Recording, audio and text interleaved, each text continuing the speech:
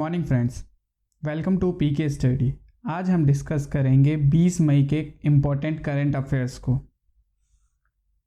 पहला क्वेश्चन,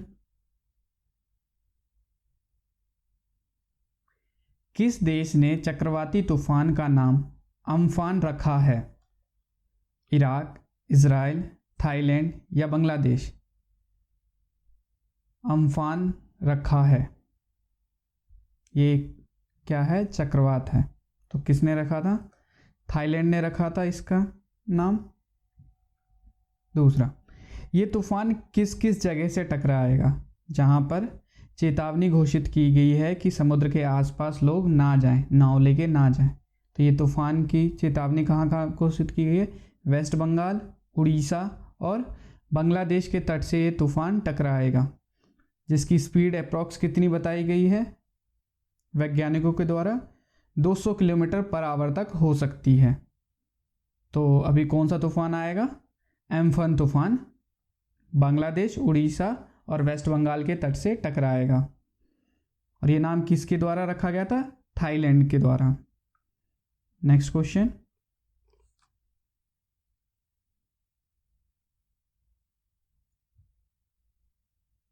हाल ही में एम्फन तूफान बंगाल की खाड़ी में आया है, जो अब एक सुपर चक्रवात में बदल गया है। इस तरह का तूफान पहले कब आया था? 1997, 1998, 1999 या 2003 में? तो इसका सही आंसर क्या है? 1999। और वैज्ञानिकों के द्वारा 20 मई तक, मतलब आज के दिन तक, वो तूफान कहाँ से टकराएगा? बंगाल की खाड़ी से चल के कहाँ? बांग्लादेश, वेस्ट बंगाल और उड़ीसा के तट से टकराएगा, जिसकी स्पीड कितनी होगी? 200 किलोमीटर पर आवर तक हो सकती है। अगला क्वेश्चन देखते हैं।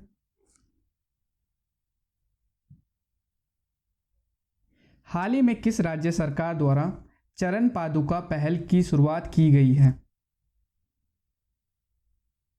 उत्तर प्रदेश, आंध्र प्रदेश, मध्य प्रदेश या बिहार? चरण पादुका पहल, तो ये किसके द्वारा शुरू की गई है? मध्य प्रदेश सरकार द्वारा शुरू की गई है। अब ये चरण पादुका पहल है क्या? अभी जैसे सबको पता है कि कोविड-19 की वजह से बहुत सारे प्रवासी मजदूर दूसरे स्टेट में फंसे हुए हैं, तो कुछ लोग पैदल ही निकल गए हैं अपने स्टेट, अपने घर के लिए। तो जो भी लोग पैदल जा रहे हैं नंगे पैर, उनको जूते चप्पल दिए जा रहे हैं मध्य प्रदेश सरकार के द्वारा, कि ताकि उनको चलने में आसानी हो, उनका थोड़ा दर्द कम हो। दूसरी बात, सबसे इम्पॉर्टेंट बात इस चरण पादुका पहल की ये है कि इसमें सबसे बड़ा सहयोग पुलिस के द्वारा किया जा रहा है। सबसे पहले यह अभियान कहाँ पे चालू किया गया था? इंदौर पुलिस स्टेशन के द्वारा चालू किया था। Rao police station, police station का नाम क्या है? राव। वैसे तो सरकार ने क्या कर रखा है, स्पेशल ट्रेन और श्रमिक ट्रेन चला रखी है, लेकिन कुछ लोग हैं जो कि पैदल ही निकल रहे हैं, तो उनको चलने में आसानी हो, तो उसके लिए मध्य प्रदेश सरकार ने कौन सी इनिशिएटिव को चालू किया है? चरण पादुका पहल को। अगला क्वेश्चन,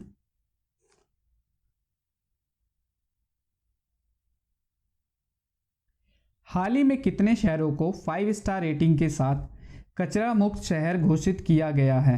5, 6, 8 या 10? 5 स्टार रेटिंग के साथ कचरा मुक्त, मतलब गार्बेज फ्री सिटीज। तो कितने सिटीज को? 6 सिटीज को घोषित किया गया है। तो किसके द्वारा ये घोषित किया गया? आवास और शहरी मामलों के मंत्रालय द्वारा 2019 और 20 की रिपोर्ट के अनुसार 6 ऐसे शहर हैं जो कचरा मुक्त हैं। तो उसमें से नाम क्या क्या है? सूरत, राजकोट, अंबिकापुर, मैसूर, इंदौर और नवी मुंबई। ये सारे क्या हैं? 5 स्टार इनको रेटिंग दी गई है, जो कि कचरा मुक्त शहर घोषित किया गया है इनको। और कुछ ऐसे शहर हैं जिनको 3 स्टार भी दिया गया है, और कुछ ऐसे शहर हैं जिनको 1 स्टार भी दिया गया है। नेक्स्ट,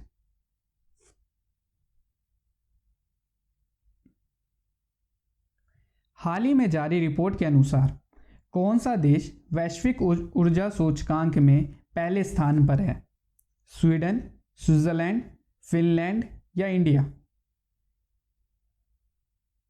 ग्लोबल एनर्जी इंडेक्स में फर्स्ट पोजीशन पे कौन सा देश है? स्वीडन है पहले नंबर पे। दूसरे नंबर पे कौन है? स्विट्जरलैंड। तीसरे पे कौन है? फिनलैंड। और इंडिया कौन से नंबर पे है? 74 नंबर पे। तो आइए अब इनके बारे में थोड़ा बहुत जानते हैं। फिनलैंड की कैपिटल क्या है? हेलसिंको। Currency euro. पीएम कौन है? सेनो मरीन। स्विट्जरलैंड की करेंसी क्या है? Swiss franc. फिनलैंड की कैपिटल क्या है? स्टॉकहोम। करेंसी क्या है? Swedish krona. अगला,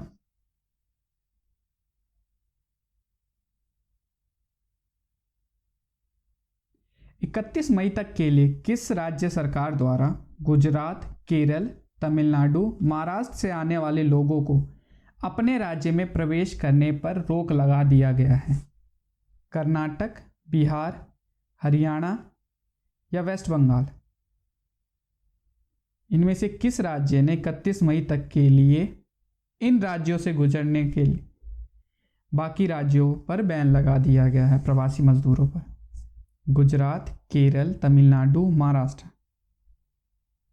जो भी मजदूर गुजरात, केरल, तमिलनाडु, महाराष्ट्र से इन शहरों या इन राज्यों से निकलेंगे उन पर प्रतिबंध लगा दिया गया है 31 मई तक।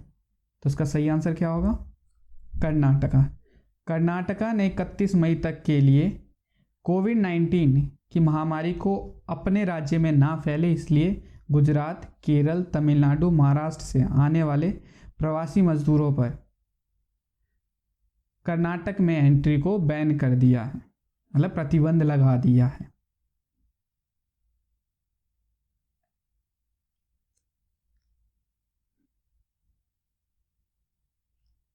रत्नाकर मटकरी का हाल ही में निधन हो गया। वह निम्न में से किस क्षेत्र से संबंधित थे? पॉलिटिशियन, डायरेक्टर, राइटर या पोएट थे? रत्नाकर मटकरी, तो वो क्या थे?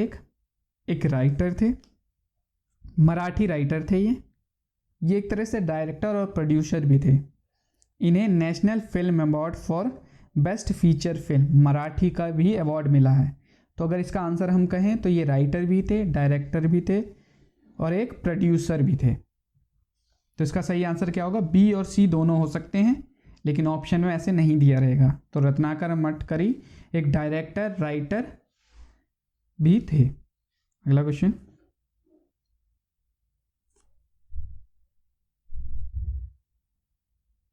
नाबार्ड ने हाल ही में किस राज्य के किसानों को निरंतर ऋण प्रवाह सुनिश्चित करने के लिए 1500 करोड़ रुपए मंजूर किए हैं?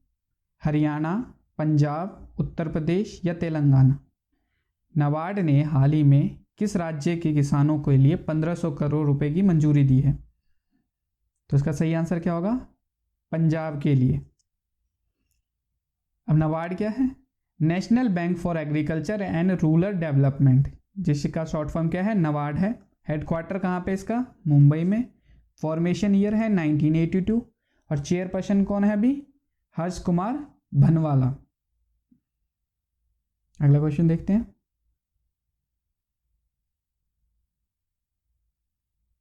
Wuhan diary dispatches from a quarantine city पुस्तक के लेखक निम्न में से कौन है?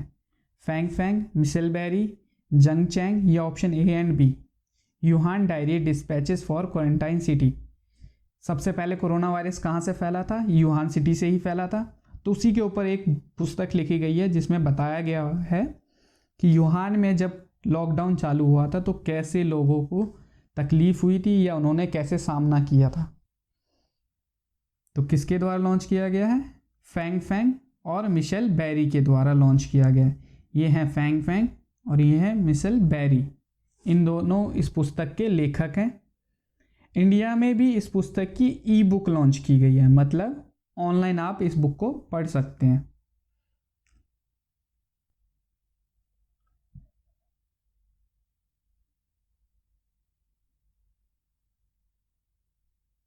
हाल ही में आईसीसी ने किसके नेतृत्व में यह फैसला लिया है कि मैच के दौरान बॉल को चमकाने के लिए लार का उपयोग अब नहीं किया जाएगा? सौरभ गांगुली, सचिन तेंदुलकर, अनिल कुंबले या राहुल द्रविड़? मतलब सलाइवा यूज़ नहीं किया जाएगा क्रिकेट मैच के दौरान। तो उसका सही आंसर क्या होगा? अनिल कुंबले। ये कौन है? करंट चेयरपर्सन है आईसीसी के। आईसीसी का full form international cricket council, और इसका हेडक्वार्टर कहाँ है? दुबई, यूएई में। कोविड-19 की वजह से यह फैसला लिया गया है, क्योंकि ये किससे फैलता है? सलाइवा की वजह से ही फैलता है। इससे पहले किसने किया था? ऑस्ट्रेलिया क्रिकेट एसोसिएशन ने भी ये फैसला लिया था कि अब लार का उपयोग नहीं किया जाएगा मैच के दौरान।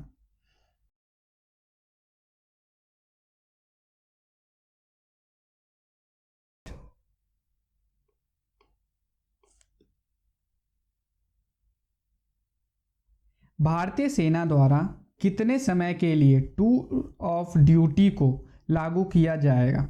1 ईयर, 2 ईयर, 3 ईयर या 4 year? Tour of duty.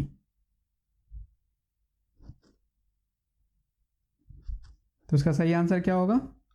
3 year के लिए लागू किया जाएगा। किसके द्वारा? भारतीय सेना के द्वारा। अब ये है क्या? यह एक तरह की इंटर्नशिप होगी 3 सालों की, जिसमें जो भी युवा हैं जो ये रखते हैं कि वो आर्मी में जाएं, वहाँ की हालात देखें, कैसे ट्रेनिंग होती है, उनके लिए यह tour of duty as a internship होगी।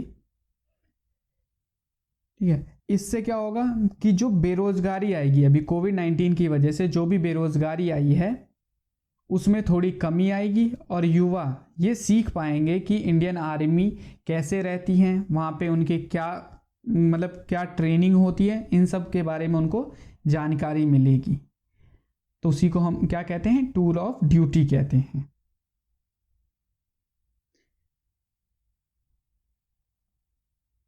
Thank you friends for watching my video. Please like, subscribe and share.